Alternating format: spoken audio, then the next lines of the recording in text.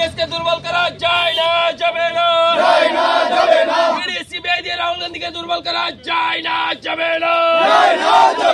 রাহুল ভাইয়া আগে বলো, মোদী সরকারের প্রতিহিংসা রাজনীতি মানছি না, মানব না, মোদী সরকারের প্রতিহিংসা রাজনীতি মানছি না, মানব না, মোদী সরকার তানাশাही नहीं चलेगा, मोदी तेरा तानाशाही नहीं चलेगा, मोदी तेरा तानाशाही नहीं चलेगा, वंदे मातरम,